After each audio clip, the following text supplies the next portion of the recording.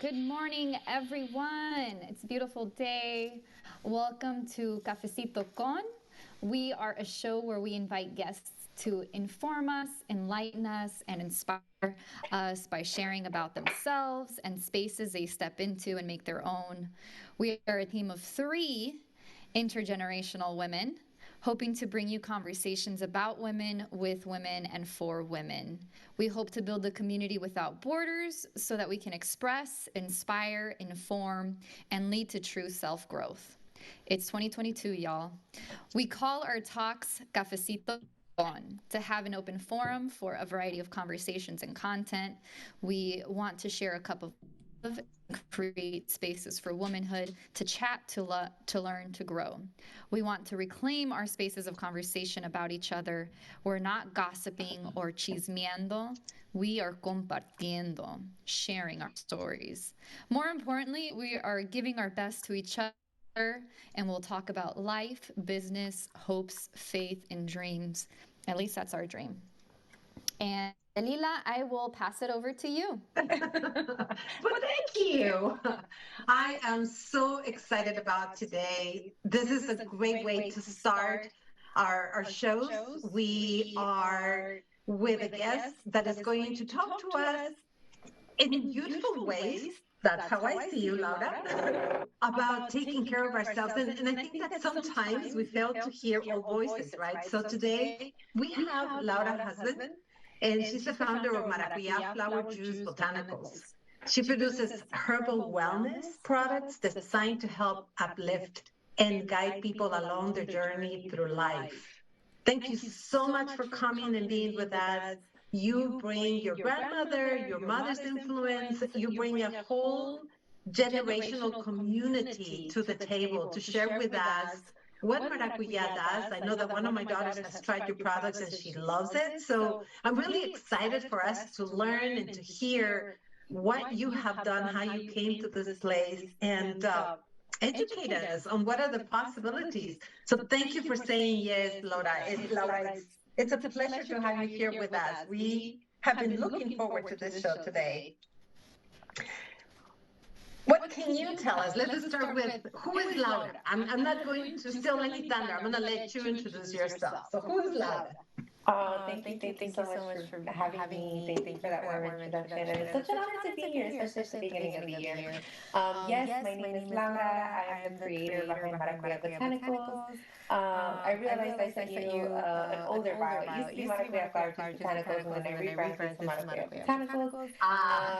But that's okay. That's okay. I still rock Maracuya Flower Juice too. That's actually one of my products, so we can get into that a little bit later. But who am I? Labels are a funny thing. I think they're always changing. And I feel like I'm constantly in transition. Maybe that's part of that youthful spirit you were just talking about. But I wear a lot of hats, right? I'm a business owner.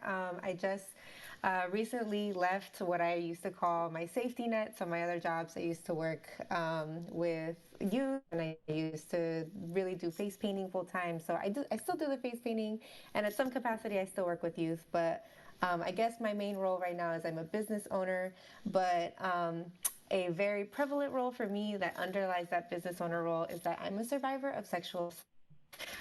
And I say that with a lot of power. If for anybody listening, I don't necessarily want you to feel bad. You're valid in any of your feelings whenever you hear that someone is a survivor of sexual assault.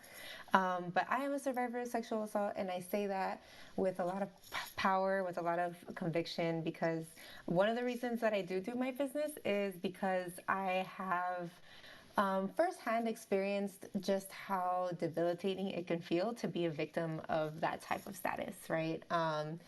For a long time, I just dealt with anxiety, and I thought it was associated to me being stressed in school, in work, and things like that. And then I realized it's a lot more than that, and it stemmed from some trauma that was a lot deeper than I was really able to understand within my body.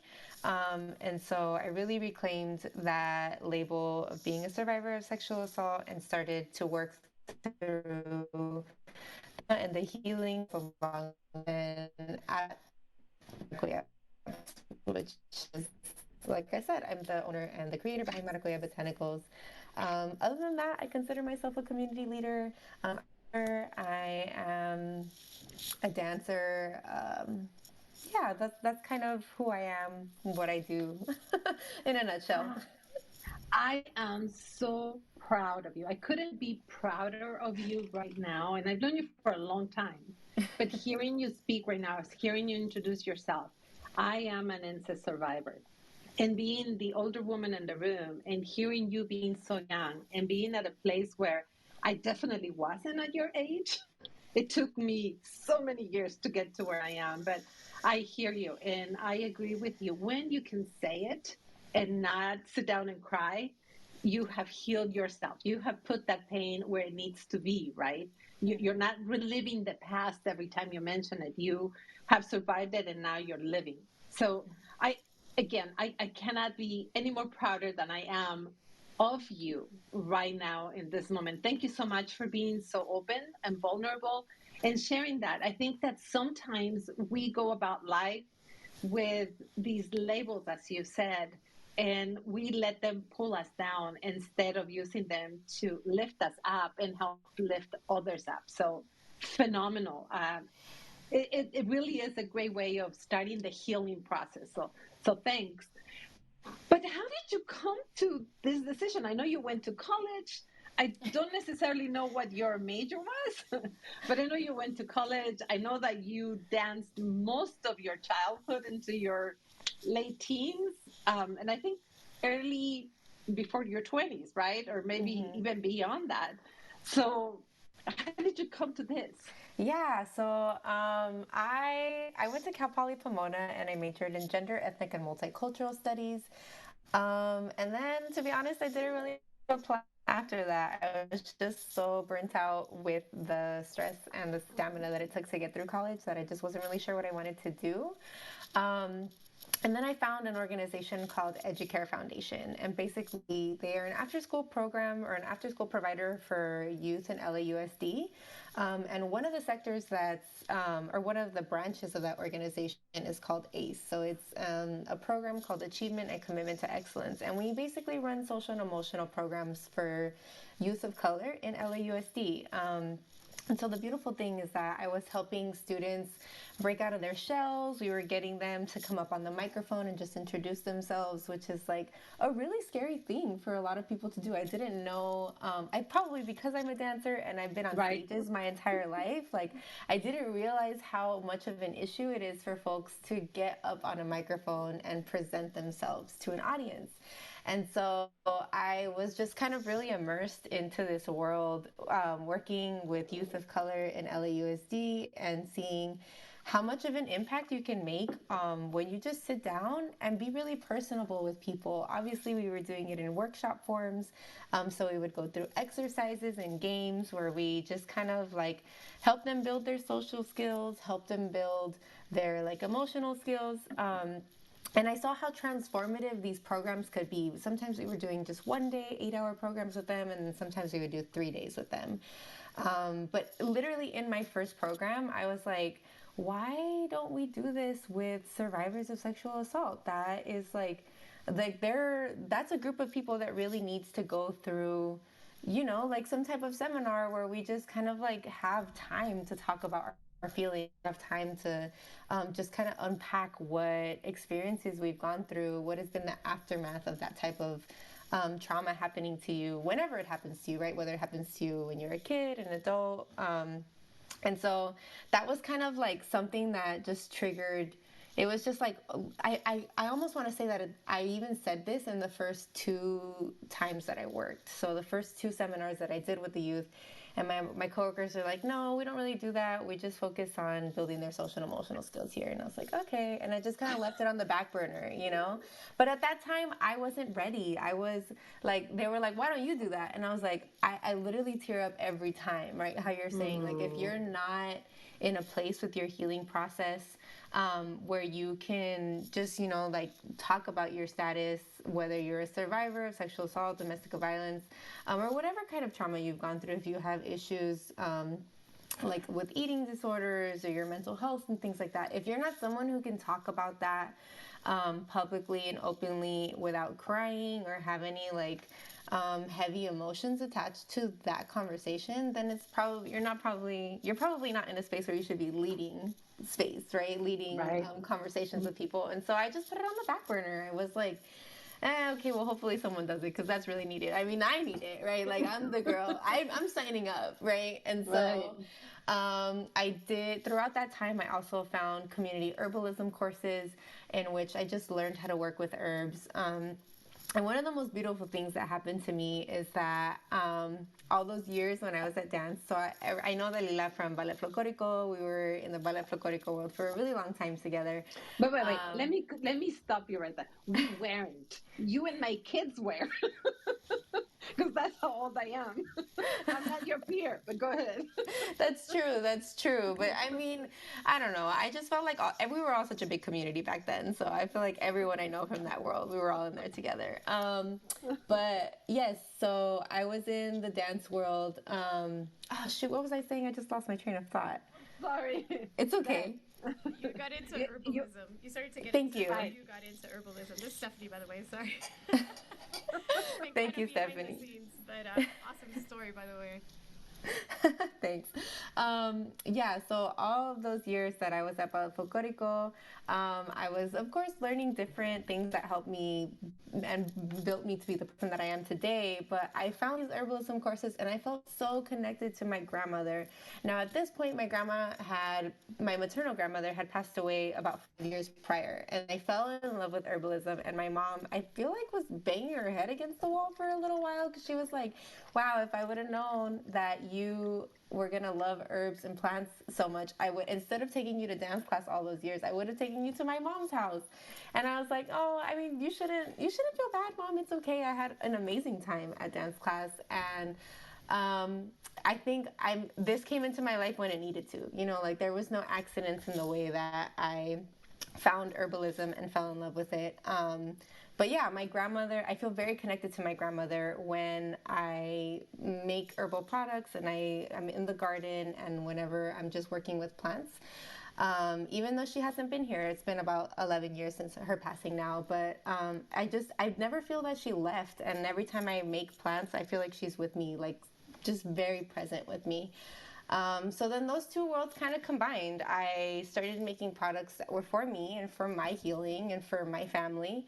And I would give them out to people who I just felt like could benefit from them, and all of my products are made to help you connect with your body. And I feel like the intention behind that is that sometimes when you're dealing with trauma, whether you deal with it knowingly or unknowingly, your body just becomes kind of in this state of like, it's kind of like you're on autopilot, right? Like if you're someone who has a lot of anxiety, no matter where your anxiety comes from, your body just kind of becomes like so used to the amount of anxiety that you're feeling that you don't know anything else after a while, right? And so I started making aromatherapy products or like internal elixirs that just help calm your nervous system. And then after I would take them, maybe like 10, 20 minutes later, I was like, whoa, is this what it feels like to be back in your body? Like, how long have I been running on this autopilot, And so then you kind of understand what it feels like. I don't know, I guess to shake yourself back into homeostasis, if that makes any type of sense. And then I couldn't stop. I just wanted to keep exploring it. I wanted other people to be able to feel this sense of relief.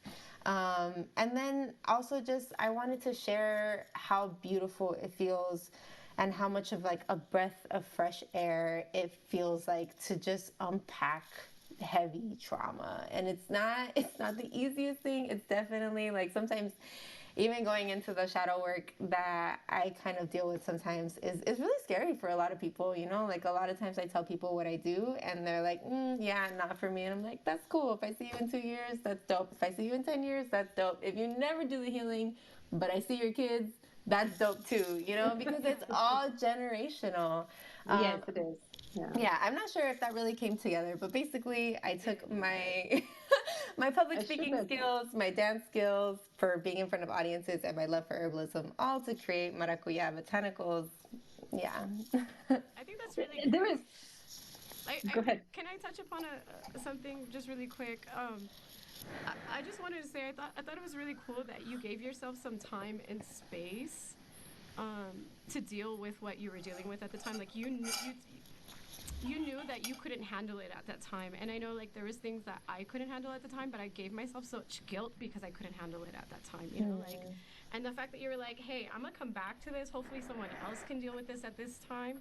I thought that's great. You gave yourself that space and you allowed yourself that time.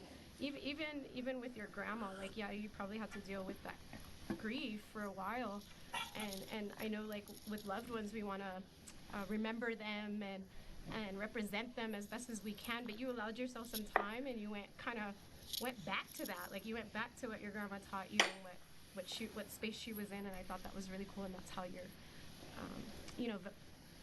remembering her, so that's cool. Just want to throw that in there. Laura, I appreciate you sharing your story and being vulnerable with us.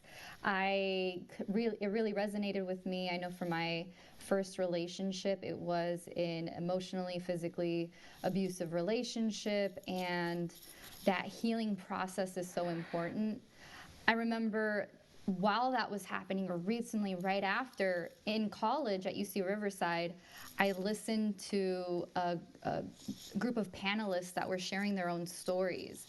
And they had asked for volunteers, and I was not ready to share any type of information like that because I wasn't healed. And fortunately, years later, a lot of years later, you know, there's still some things where you can see how what we do is a result of your past experiences. Now, for anyone that maybe is still going through the healing process, what do you recommend? Sometimes talking to people, sharing your stories, connecting with others emotionally. You talk about your herbs. I mean, what does help someone heal through some trauma like that?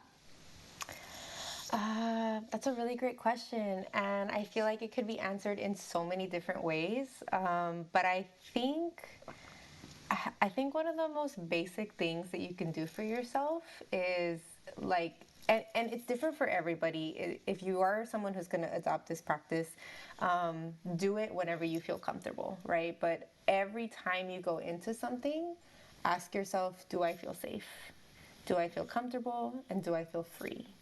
Right? And so much of dealing with trauma, especially when it has to do with sexual assault or domestic assault, basically any type of trauma where something is kind of being done to you and your agency to choose is being taken away. The important part of healing from that is knowing that you get to take that agency back. You get the agency to choose, and you're always safe in your choices, right? And so that could simply be, and this might hit home for some people, and I'm sorry if it brings up any emotions for you, but for a little while, I was in between this space where yeah, I was giving myself space, but then there's like capitalism that comes into play, and you're like, well, fuck, I have to pay bills, so I have to make money somehow, right? And like when you're going through different emotions like anxiety or depression, having a full-time job doesn't really feel like you may not feel like you're at capacity to do this. So I was in a situation where I was able to have part-time work, but it was in the place where essentially where I was abused, right? And so I would have to go to work,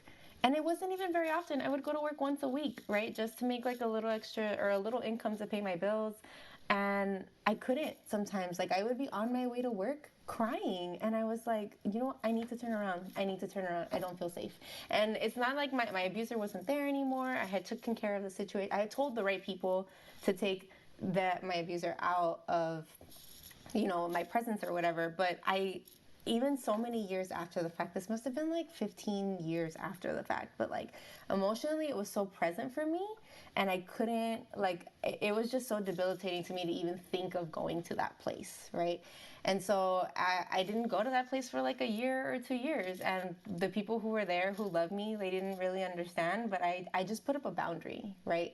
And that's really what it is when you're asking yourself those questions. Do I feel safe?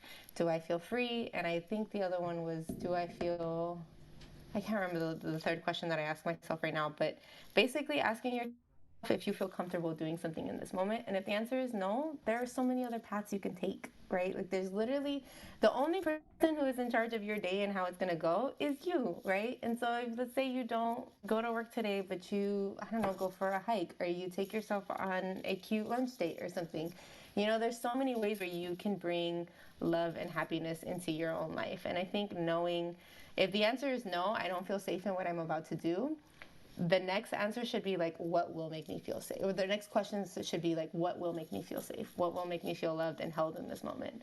Yeah, does that answer your question? Yes, I love that you end off on that, bringing back your power, not just, you may not be able to control the situation, but reclaiming that power. How can I control this situation? What can I do to put myself in a safe spot? Mm-hmm. I really appreciate all of you have no idea how much you are enlightening me right now. You know, being someone who survived trauma, and my healing process was acceptance. I had to accept that it happened to me, so that I can move on, right? So that it didn't happen again in my mind and my experience. But the next step you mentioned, about how this is generational pain, right? The next thing is, as a survivor, how do I interact with others? And my first jump is to help. How can I help you? How can I take care of you? Which robs others the power that you're speaking of. And that's something that I'm working on right now.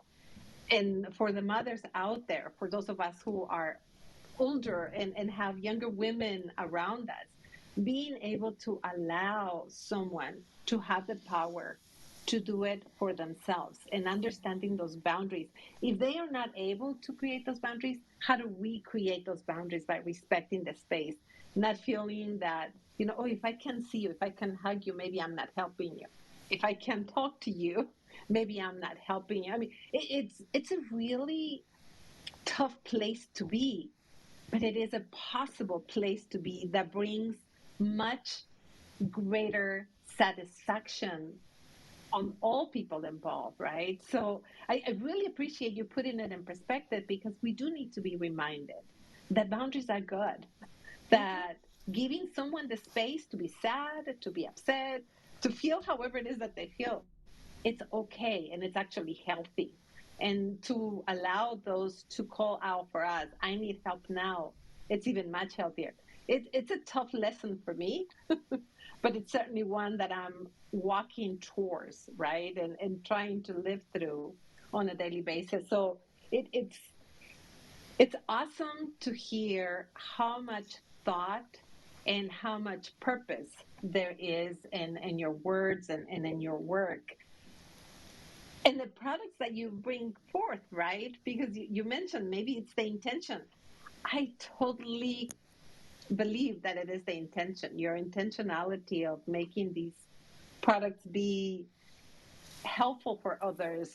Do that. So, how many products do you have, and what do they do, or what are the highlight of your program Yes, products? tell us. What you got? What you got? Yes.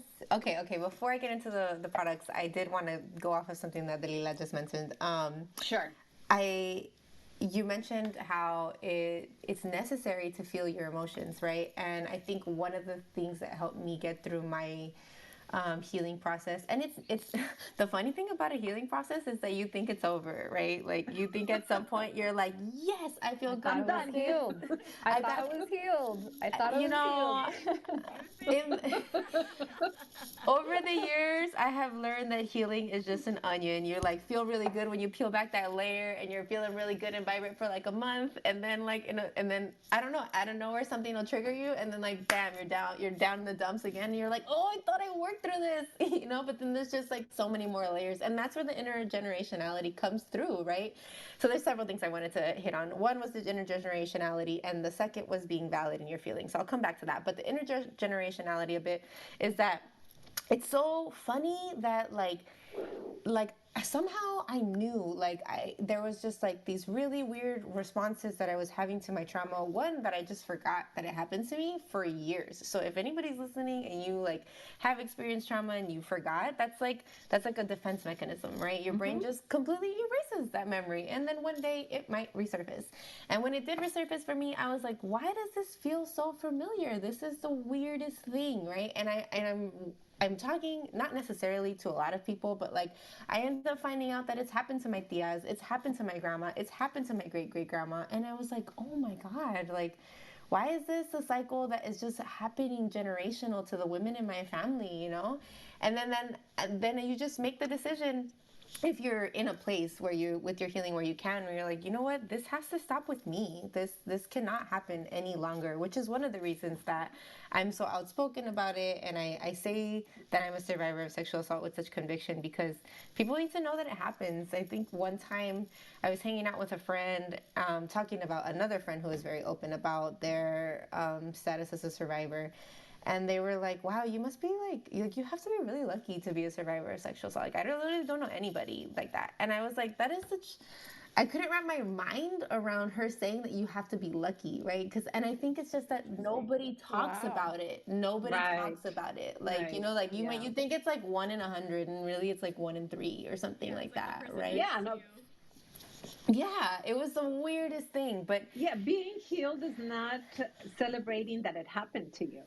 No, not at all. That's not it. Absolutely not. Yeah. But the interesting thing with that is just that knowing that if it does feel familiar, or if you are like someone who is happening intergenerationality, where this is happening intergenerationally, it could also be happening, like showing up in different ways, right? Like there's responses in the way I respond to people that I've noticed come from my trauma. They stem from my trauma, right? And that's where you mentioned like having boundaries is really important, and respecting people's boundaries is not, it's not that I'm being mean. I just need to show up the way I need to show up today. And so then that's where I'm getting back to, like, when you are healing from trauma, you are valid in all of your emotions. And whatever way you want to show up today, you're valid in that, right? And people need to respect that, because it's your process, not theirs. So yeah, that's what I wanted to address, and that's where my products come in, right? Because I noticed for a while, I was like almost too anxious to function, right? Like I just couldn't, and then I was heading down this really bad depressive rabbit hole. But like I said, I had found herbalism at this time, so working with herbs made me feel better. And one of the things that one of my products, it's right here, it's called Sana Sana Colita de Rana. Love that. This is this is the one I believe your daughter has tried, Delila. Yes. It's in a little like container that you can like rub, right? I'm just trying to explain it because we're all audio right now. Think about a glass of Vaseline, right? But yes. Sana Sana on it, which is perfect. Yes. So it's a pain salve, or it's like a little cream in a little jar, and it's like this bright golden color. And so what it is it is infused with a bunch of different herbs to take your pain away. And I made this one actually for my dad, but unintentionally I made it for me and my entire community. So what it does is if you have any pain, knee pain, neck pain, back pain, wherever you have pain, you just take a little bit and you rub it on. And for me, this works wonders, because when you're dealing with trauma and you like sometimes get into like really bad depressive states where you don't feel like moving anymore, your body can just become used to like that stagnancy, right? And so then parts of your body begin to hurt. Like your knees will get really tight, your muscles, your body just starts to hurt, right? Because you're not moving as much as you're used to, maybe. And me being a dancer, I'm used to moving all the time. So I would rub this on my knees, especially when I would go run. And like, it just takes, I put it on and I feel like I have a new set of knees within 20 minutes.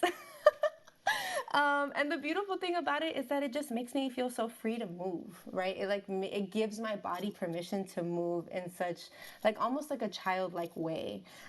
So I have that one, and I have it in a massage oil as well. What does it have? What does it have? What does it share? I love it. She can't spill the secrets though. It's so true. It takes me back last time.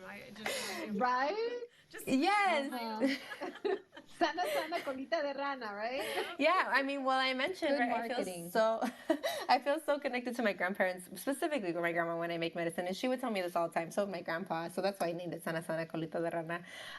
So it does have a lot of plants in it. Some you may be familiar with, some you may not be familiar with. One of my favorites, cannabis. Of course, cannabis has so many good effects on the body topically, right?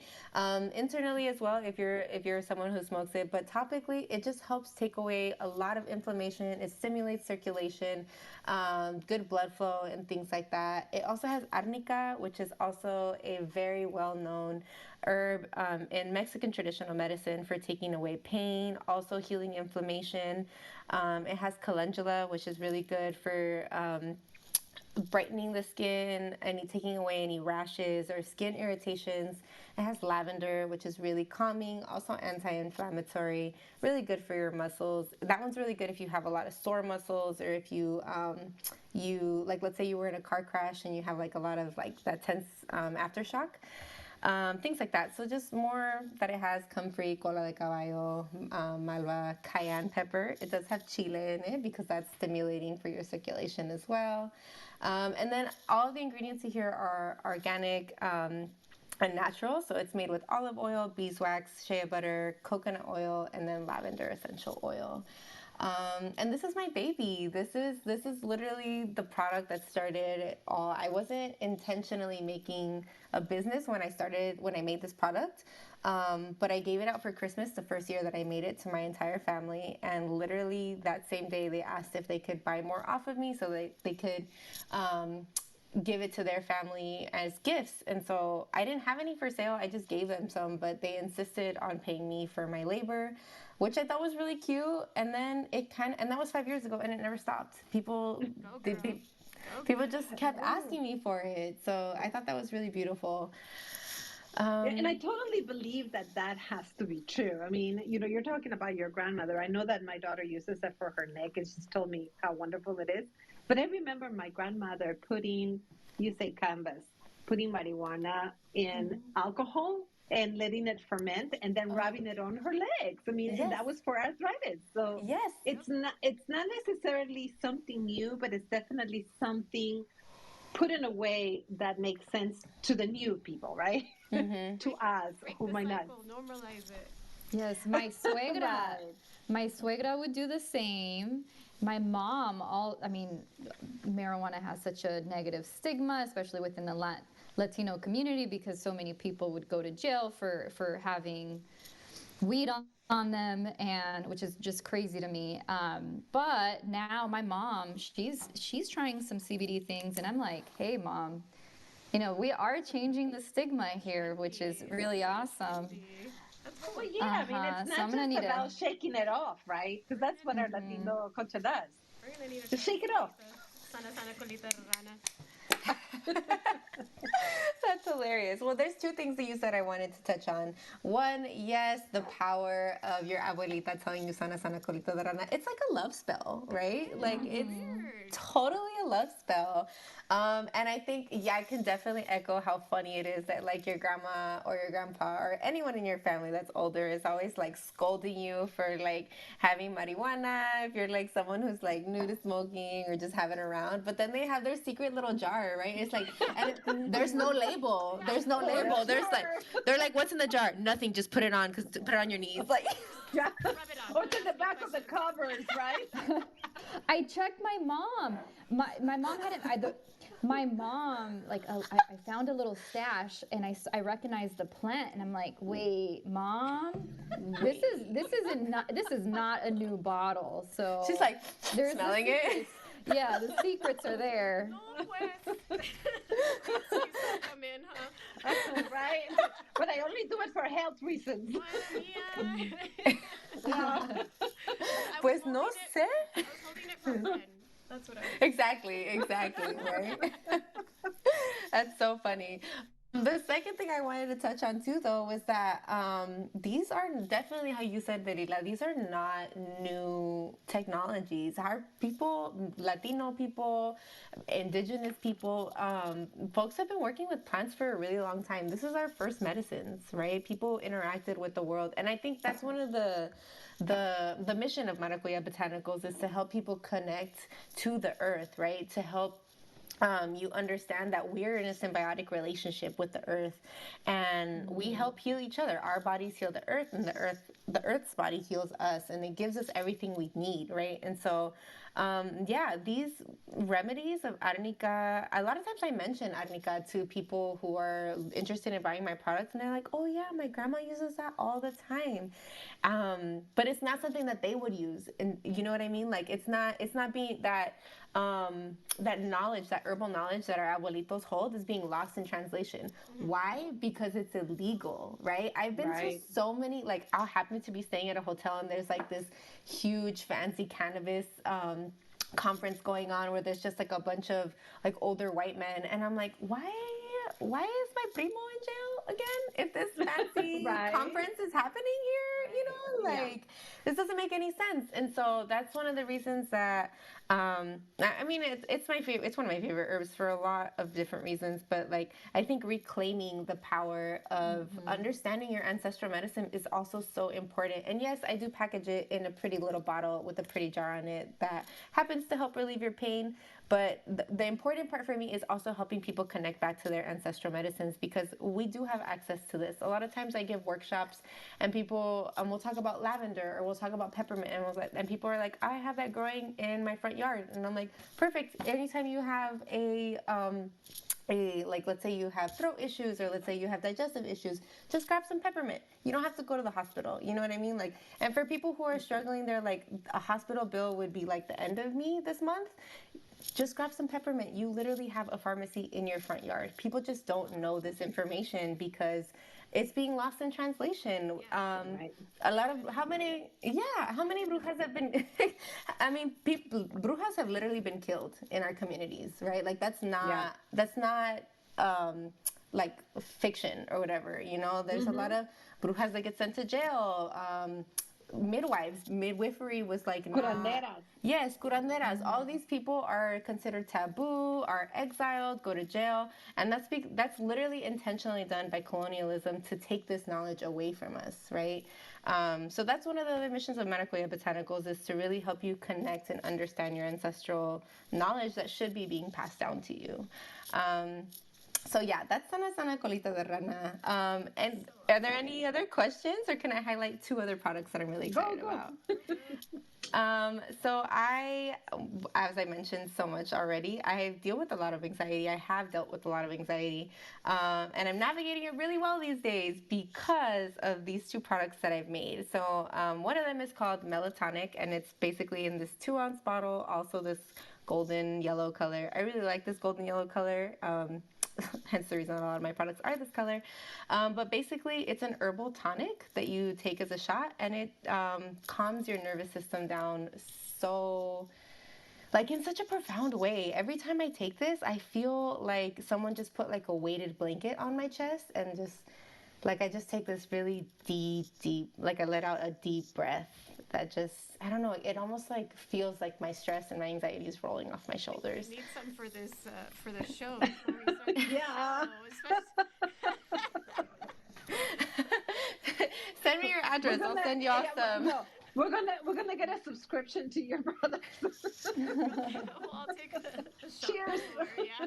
Yeah, it's so, I mean, honestly, that's what I'm trying. This is the one I'm really trying to get into stores so that people can do that, because I mean, sometimes I'll take a shot of it like right before I'm gonna go into like a big meeting, or like I don't know, other things that public speaking, things like that, and I just feel so calm. And it's funny, other people's reactions to it have been really funny. This one person told me, they're like, oh my god, I took it and I feel like someone was just hugging me, like just like a really big hug, and I was like, oh, tears. That was so Awesome. Yeah. It's really hearing that people have these positive feelings after taking it. That's really neat. Yeah. And Yeah, so really that's rewarding. Oh my gosh, that's like the best. That's what I live for. Is like I don't even care if people buy my products. I just want people to try them. Like, how did you feel? Because for me, like if I like my product, I'm like, that's biased, right? Like, does it really work if I like it? I don't know. Yeah, so I have that one, and then if you're more into aromatherapy, I have an essential oil blend called Calma, which is a really beautiful blend, and this one has lavender, um, chamomile. What else does this have? This one has something called Copaiba, which is also it's like copal. If you know what copal is, which is like a indigenous tree resin that is also used very ceremonially. Orange and frankincense to this one, and you just roll it onto your temples, your pulse points basically. So your temples, your the inside of your wrists, the inside of your elbow, and then on your chest and right under your nose. And this one helps calm your nervous system as well, but it also helps you, like if you're someone really into meditation, it helps you get into a deeper meditative state. And I think yes, I think that one's so important because I feel like for everybody out here who's trying to make their dreams come true, one of the important things I've learned is that you have to really envision it. You have to embody what that more successful version of yourself feels like. And that has so much to do with the healing process too, right? Like when I was really in the I feel like the thick of my healing process, people kept imagining like, oh, people kept telling me to imagine what does 30-year-old Laura look like and what is she feeling? And I'm like, I have no idea. I couldn't see past my misery at that point, you know? And so working with Calma really helped me to just kind of get into that state where I can envision a different version of myself, like a higher version of myself. So two things. One, you're giving a new meaning to cálmate o te calmo. Te cálmate o te calmo. Amazing marketing again, Laura. Amazing, amazing marketing. I never even thought of that, but I'm gonna. If that's okay with you, I'm gonna use that. That's hilarious. First thing that came to mind. You heard it here first. I love it. Yeah, I love it. And then the other thing is, I think, and I hope that you are. I mean, that you've shared with me that you have other projects that are stemming out of what you're doing right now. I hope that one of the other projects in your branches is writing a book. You are producing so much history and heritage and connection. And with the stories of those people who are giving you feedback, that anecdotal encouragement could be the avenue for healing for so many people. And a book is a way of getting it.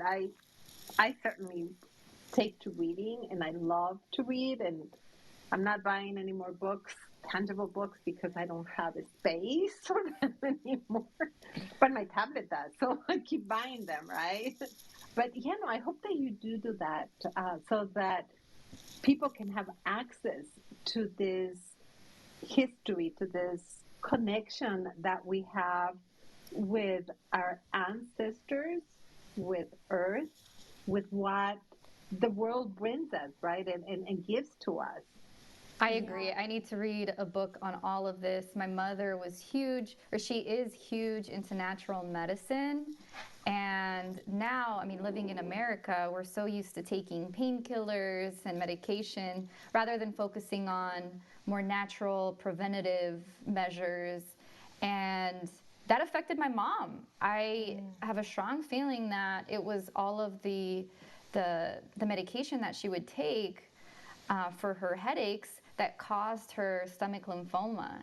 And she went back to more of the natural medicine. And I remember what you said about peppermint oil.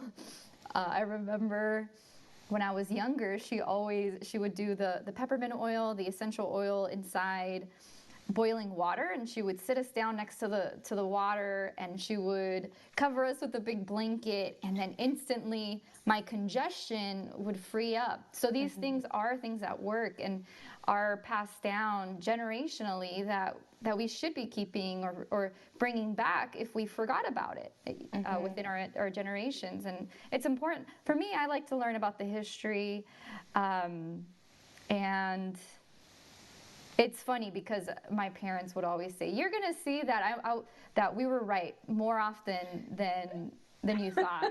Are you there? Yeah. Are you? My dad would always say, "There's gonna be a day when you're gonna tell me, Dad, you were right. You were right." Because we, as a younger generation, we want to tell our parents, you're not like, I can't believe it's cringy that you're even thinking that way. But there are some truths to what they passed down. There is truth to the experience, truth to the history, truth to the culture. And yeah, we should be more in tune with that and learn about it all. I wonder if some of that push and pull or some of that resistance comes from something that Laura said earlier. You know, we have so many taboo topics of conversation. You know, sex is one of them, which is a very human, natural process, right? It's not it's not like if you have to turn into an alien to engage. Right? You come in your purest form as a human being to engage in this. Um, and then there is the assault. There are just so many ways of being assaulted verbally, physically. I mean, there's just an rainbow of ways, and we don't talk about these things. Okay, ya pasó, déjalo ahí. You know, don't talk about it. Leave it alone. It's why on earth the conversation? But the more we do it, the more airs out. And I think of dirty laundry, right? If you don't have the chance to wash it, if you air it out, it will smell better. It might not be totally clean, but it will smell better. And it's the same thing with our feelings, with our experiences. Getting there, though, that's the tough part because we're not used to doing it. We're not comfortable doing it. So thank you for opening the door for that, Laura, because we do need to do more of that, and we need to engage. So you've shared with us who you are, what you do. I mean, we've learned about your influences. We like to see women, and you talked about this, you know, bringing yourself, your true self forth, right? Your whole self, not just pieces of it, because that's what we do when we're in trauma. Right now, I need to concentrate on being a student, so I need to be the student instead of being the woman and being your whole self. What about your spiritual life? What is your spiritual life like? Ooh, good question. My spiritual life, I think it really stems from, I mean, I grew up Catholic. I never really resonated with it very much. I had a lot of questions about like the rules and things when I was younger and like the story behind it. I do believe a lot in creator though. And so for me, I I don't even know how to describe it. I just believe a lot in creator and having a symbiotic relation with energy, right? An energy with the elements and the energy that you create, right? And so for me, a lot of my spiritual work is connecting with the elements around me and connecting with my ancestors. And I think I've gotten so much insight and so much power and permission by intentionally connecting with my ancestors, with the elements around me. And I mean, I'm into plants, right? Like, I'm literally always anywhere I go. I'm that weird person that will be like walking to a restaurant and I'm like, oh my God, look what a beautiful flower, you know, like. For me, like that energy exchange between me and the flower is like an energy boost almost. And like for a lot of people, they're just like, I didn't even notice the flower, I would have just walked right by it, you know. But like I pull so much energy, and it's a push and pull, right? Like I give so much energy to the flowers because the flowers like to be appreciated, you know what I mean? Like just like any person who gets ready and goes out into the world, like a compliment feels good always, right? And so like I am like always in that type of relationship with the elements around me, whether it's water, the sun, the earth. I'm always thanking the earth, right, for providing space, whether I'm going on a hike or I'm just going on a drive to work. Like my spirituality really is to be in relationship with the living things that are around me and give me energy. So yeah, a lot of my a lot of the work that I do, I always have an altar to hold space for me. That it does include the four elements. Every time I make medicine, I always light a candle to make sure that there's light being let into the space, and to just kind of burn up any negative energy that I may have before I'm ready to start making medicine.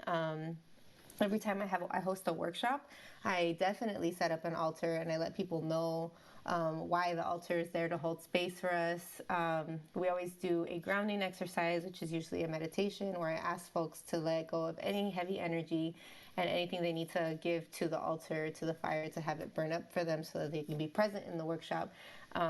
That's why the elements are there, right? To hold us in this time of vulnerability and to hold you, to be present with you as you're showing up in the world. Like I said earlier, however you're showing up in the world today is 100% valid. And you can reflect on that. The way that you showed up in the world, you can do that reflection work. And if you want to show up that way again tomorrow, go ahead. If you want to make some changes, you have the agency to do that.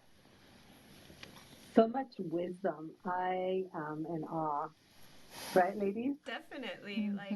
And just you saying it's okay. Like, just hearing somebody else, like, I need the reminder all the time myself. So even by you saying it's okay if you decided to be this person today and tomorrow you don't want to be that person, that's up to you. You make your changes, we're human. As long as you're just living for yourself and doing what you want to do that makes you happy. Yeah, exactly. Yeah, no, and there is some peace in what you say, right? And there is some comfort in your words and in the way, I know our listeners can't see you, but the way that you carry yourself is not that it's okay to be who I am and feel what I feel at the moment and trump all others, right? Because that's continuing with that cycle of abuse. It's okay to feel what I feel and be where I'm at this moment, but being aware of what my environment is so that I can absorb or engage or find that peace that I need whenever I'm ready for it, right? There is just so much more to it. And as always, I wish we had another hour so we can go into that. One thing I do want to say before we go that you just made me remember is that when you are dealing with your healing process and going through that process, and I think everybody is in that stage always, no matter what you're doing with your life, but one of the things that I learned along the way, and I definitely attribute this to my spiritualism or my spiritual self, is that understanding duality exists in every single thing, right? And so I would recognize days where I felt really depressed or really anxious, and then I would go out and just move my body, whether it was a run or going out to dance or something like that. And I would just feel how happy, how much genuine, if you want to see me in my most genuine state, watch me dance, right? My most pure form when I'm dancing. And I would just realize how happy I could be while I was dancing. And understand earlier today I was super depressed, and those two things can coexist. That's totally fine. Those two things can totally coexist. And it's the same thing, one of my favorite things is when the sun and the moon are out at the same time. I can see both of them, and I don't know why, ever since I was a little girl, that's just one of my favorite things, is when I can see both the sun and the moon. And I think now, thinking back, I'm like, oh, I understand that duality. I love that duality. And it's okay to validate yourself in that duality, right? You can be totally depressed and super happy at the same time, and nobody can tell you can't, because that's just what you are. We're multidimensional, complex human beings, and we're allowed to be that every second of the day. Love it. Thank you for that. Thank you. Yeah, no, so awesome. And we're gonna have to find another time to continue the conversation. You only share with us a few of your products. You have more. You want to share what your handles are, and we'll put your handles in our YouTube recording when we drop it in YouTube. But how do people contact you? How do they reach out and see what you offer, and where can they buy it? Yeah, so right now I am on almost all social on almost on all social platforms. I am Maracuya Botanical, so you can find me on TikTok, on Instagram. Those are the two that I'm most present on. You can find my website. It's maracuyafjb.botanicals.com. That's a little bit long. I'm working on changing it, but it'll always be in the link in my bio. So if you follow me on social media, you can find my products with the link in my bio. A little disclosure, my Sana products, the pomada and the massage oil, and then as well as the Melatonic. I have one that's regular and then one that has CBD. So anything that has CBD and THC in it, I have them on separate links, which are also in my bio, but you currently go through a Google form. I'm working on creating another website. So if you ever wanted to order my products, there's just like a couple of links in the link in my bio for either my Instagram or my TikTok that you can check them out on. And yeah, that's pretty much it. You can also contact me on my email, which is maracuyafjb@. And we have you tagged on our Instagram post, so I would also encourage people to follow Tu Cafecito Con on Instagram and look out for some future shows and stuff. Just wanted to kind of throw that out there for us. Thank you. Yes. Yeah, thank you again for having me. This was so much fun. Oh, no, thank you for joining us. We always have fun, and we always feel that we're running out of time instead of thinking, oh my gosh, we have so much time, right? Never enough time, but we appreciate you hopping on, Laura. Thank you for sharing your story, and thank you for sharing about your products. I will definitely be checking them out. Yeah, you have 3 more customers here. Are we gonna leave with a quote? Yes. Oh, do you have a quote? Do you want to share a quote? I was looking for one that I had on my Instagram, but if you want to go for it, I will be better prepared next time. No worries. I think that we have to think of. I found it. What is it that we would? Yeah, go ahead. Go ahead. You found it. Go ahead. Yes, Laura. I found it on my Instagram. So it's blooming requires you to embody freedom, confidence, and unique creativity. If the space is a new feeling for you, it can feel intimidating and overwhelming. Be gentle with yourself as you grow into this space. After all, plants take weeks, months, and sometimes even years to get there. Bloom at your own pace. Ooh. Love it. Love it. I love it. that. So worth waiting for. Yeah. Thank you so much for joining us. Thank you to our listeners. The show would be recorded on the app, so you can always go back and listen to it. But we also drop it on YouTube. And this is a space for womanhood, and we love it. We really thrive. I know I grow every time that we have a show.